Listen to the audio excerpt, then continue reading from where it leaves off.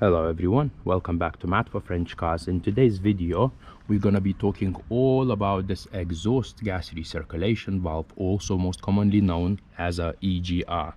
These EGRs was first actually introduced on vehicles in 1970s, and now it is used on all diesel powered vehicles as a main system to reduce the level of nitrogen oxides, which basically means the only reason they introduced them is to cut emissions. That's simple as that. Same as your DPF filter, this is just a part which all it does is cutting your emissions down.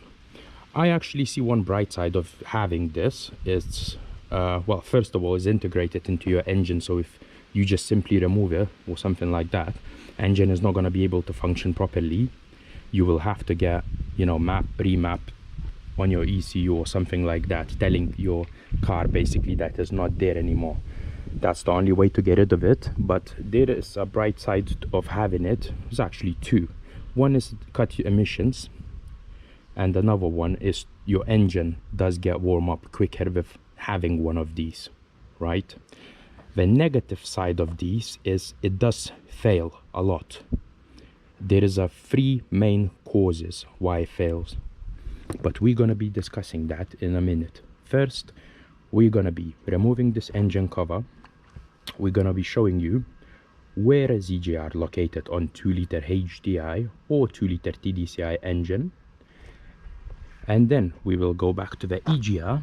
We're going to be showing what's the three main causes of EGR failure and how it fails. And also, as you can see here, I have this EGR blanking plate, and we're going to discuss what it does, and we're going to discuss the types of it, and I'm going to show you how to install one of these into your 2-liter HDI or 2-liter TDCI engine.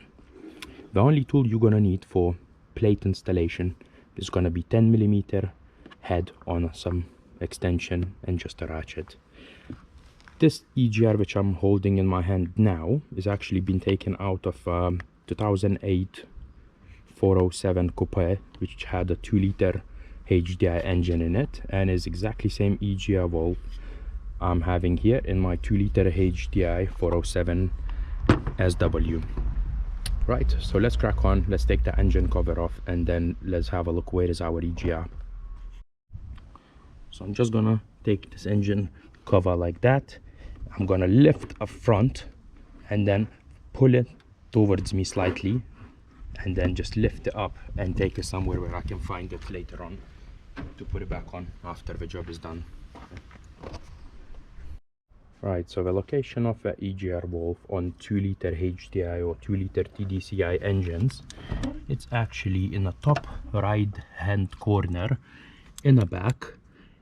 It's just here, and as you can see, we can see a connector which EGR is connected with. We can see the place where the exhaust gas comes out of the EGR, and then just goes down this little pipe and introduced back into the inlet manifold, goes back in the engine and gets reburnt again together with a fresh air. And here, if you can see here, we have two 10mm, well, we can only see one 10mm bolt, but there is two, one is underneath.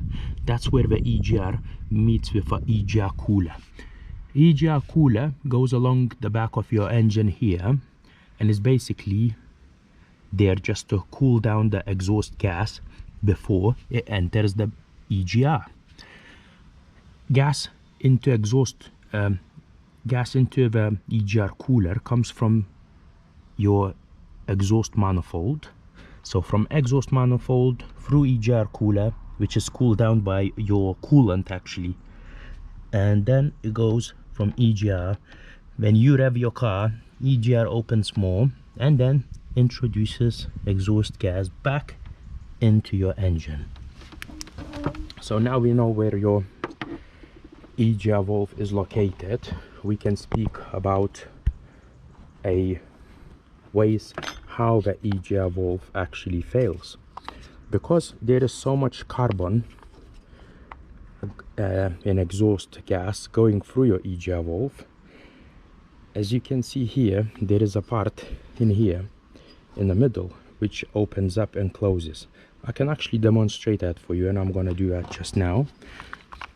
So we're gonna put this EGR here. I'm gonna put my camera here. What I want to do here is I want to unclip these two side clips here, and then what I can see is there is a movement here. So what EGR does, it moves this bit here, and when it moves this bit here, the little valve opens up and lets the gas through the EGR. So it comes in through here, and then it comes out through here and goes back to your engine. And the most common issues it has is either these electric connectors gets water damage, burned or whatever, and this all bit stops working.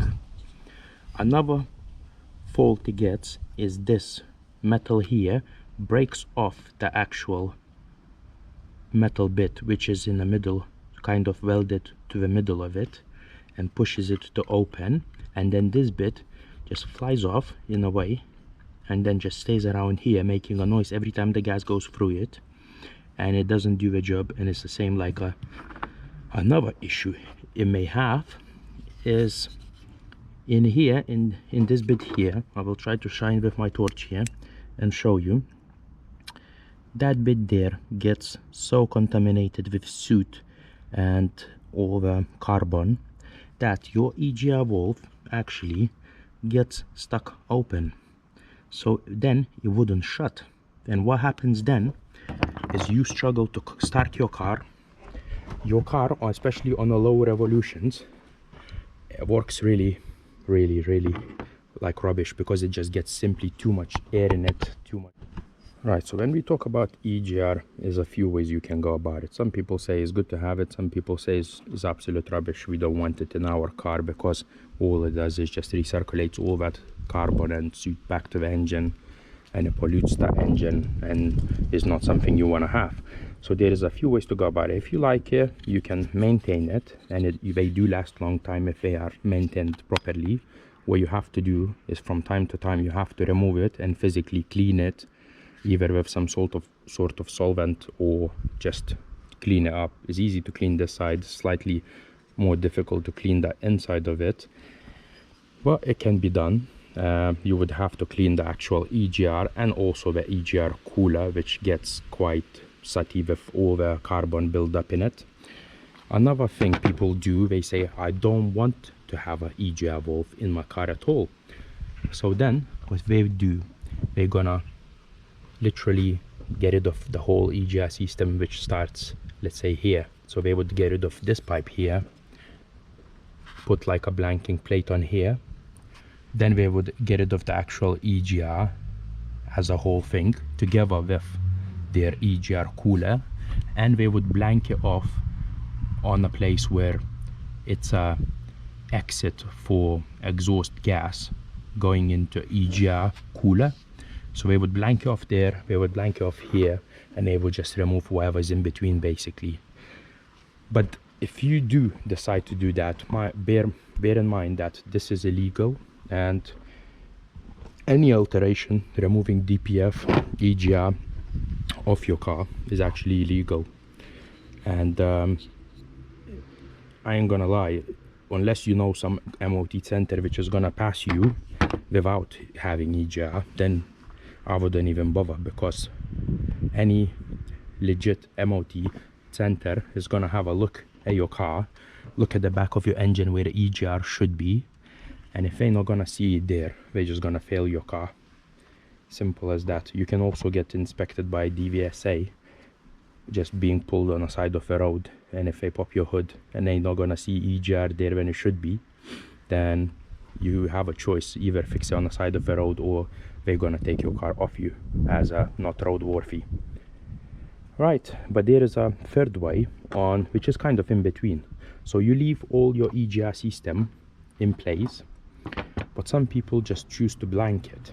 So when you blank your engine with a blanking plate like this, what it does basically is it still looks like everything is there, but it's either no exhaust gas is recirculated into your engine, or it's partially recirculated back into your engine. So Euro 4 emission cars, you can use one of these plates on 2-liter HDI or 2-liter TDCI with no hole in it, and install it the way I'm going to show you in a minute, and that is going to do the job. That's going to cut your EGR off basically from giving any of exhaust gas back into your engine. However, with Euro 5 emission cars, you do have to drill 8 to 10 millimeter hole in the middle of your blanking plate in order not to get EML on your dashboard, because I'm not sure why, never really digged into it too much, but that's just a fact. I know that Euro 4 emission car ECUs are programmed in a way that even if you blank EGR, no EML should come through, and it should be absolutely fine. And whatever problems can be related to EGR, simply not gonna happen, because EGR is gonna be blanked off. And if you have Euro 5, so like 2009, 2010 model, whatever, then your blanking plate would have to have 8 to 10 millimeter hole in it, so that some of the exhaust gas does still come through, but just not as many. So that's the only thing about blanking plates. Now different car is going to have a different shapes of blanking plates. I used to have a 1.6 HDI 407s, which the blanking plate looked slightly different, and the install of it was slightly different too. I think on 2-liter HDI is much more easier.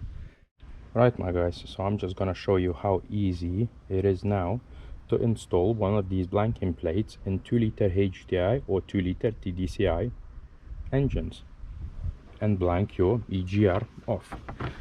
Just one thing to remember: if it's Euro 5 emission car, if it's Euro 5 emission compliant 2-liter HDI or 2-liter TDCI engine, please make sure you have 8.5 millimeter to 10 millimeter hole in it. And if it's a Euro 4 emission 2-liter HDI or 2-liter TDCI engine, then you will have a plate with no hole in it. Right, so since we got that one off the way, now we can have a look again into our location where EGR is located. The only thing I would suggest, just pop this vacuum line up a little bit so that it would kind of be able to move a little bit. And if you're gonna have a look here, you're gonna see this is the location where you need to install your EGR blanking plate, and all it is just the two 10 millimeter bolts, which doesn't have to come out, because we're gonna be literally just making a gap and sliding a blanking plate right into the gap. So what you want to do now, ideally, is undo these 10 millimeter bolts. So small ratchet, undo anti-clockwise, undo it about like 5-6 millimeter, I would say. As you can see, I've undone it a little bit, and then the bolts comes off quite easy. So I'm just undoing a little bit.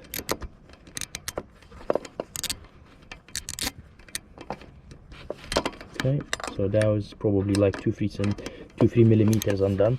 I'm just gonna grab it, try to unscrew it a little bit more. Okay, that should be absolutely fine. And then the second bolt, which is a bit closer to the engine, which is just here in this place here, I'm gonna do the same thing, just undo it, and it's the same kind of thing. See, once it's undone a little bit, then it's just easy to unwind it, even with the fingers, really.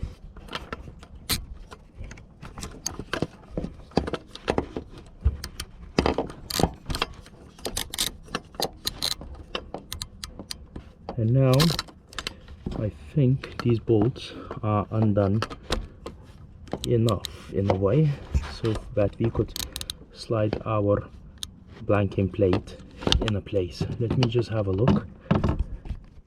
Right, my guys, so I just want to show you when I'm moving this bit here. As you can see, I'm creating a gap where my blanking plate is gonna have to go into is right here, and I think I will show you from the top, because you're gonna be able to see better from the top how the blanking plate goes in this gap and blanks your EGR off.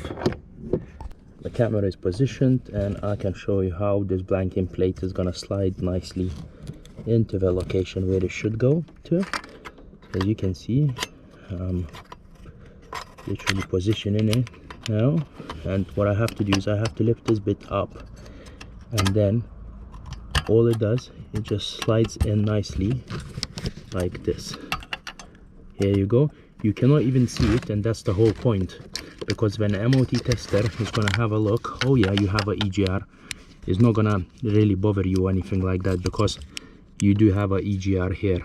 So you can still see tiny bit of the blanking plate, but it's absolutely fine. It's in a place now. All you have to do now is just do up them two 10mm bolts, as like do them up really well, and then your job is really done. So that's what we're gonna do now, is just do them up, them two 10mm bolts.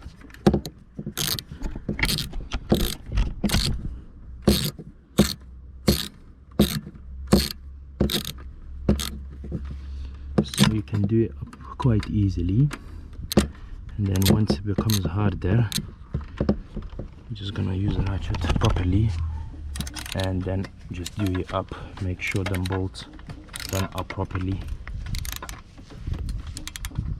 Do one up a little bit, and then we're gonna go to another one and do the other one well as well. This ratchet is not great. Don't know why is it so hard to turn it. Shouldn't be really. Oh well, nevertheless.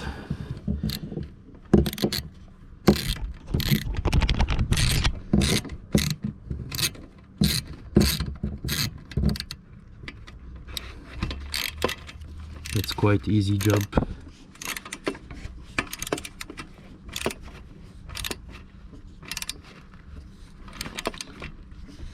I just do them two 10mm nuts up properly, like really well, and that's it. Now everything is done and your EGR has been blanked. So we want to do, you just want to pop this little vacuum line back in its place, just here. Up. There we go, so that it wouldn't wobble and bubble everywhere, and your EGR now has been blanked. Right, another thing to show you guys now, since I've blanked my EGR, I just want to prove the point that once the blanking plate has a 8mm to 10mm hole in it, your engine light, it comes off and it doesn't stay on, and you can see the fault coming up on my middle screen, but that's my parking sensors, because I have seen that my rear parking sensors looms is actually damaged. But there is no EML light coming up. Even if I accelerate, I seem to be a bit even more responsive with a EGR blanking plate in place. So yeah, I'll have a good drive through. I have never blanked any of my 2-liter HDIs, only 1.6 HDIs before. I'm gonna see if there is any improvement in the performance, because in 1.6 HDI, what EGR blanking does, it gives it makes engine a bit more responsive, and it responds much better on a low RPM especially. So yeah, hopefully it does that to this engine as well, and hopefully, because it's now going to be breathe on a fresh oxygen, it might even do better miles per gallon, because the actual fuel burning process is going to be more efficient. So positivity and hopes, and hopefully everything is going to be fine. And I hope you enjoyed this video, guys, and I'm going to see you in the next video. And please subscribe my channel if you haven't subscribed it yet.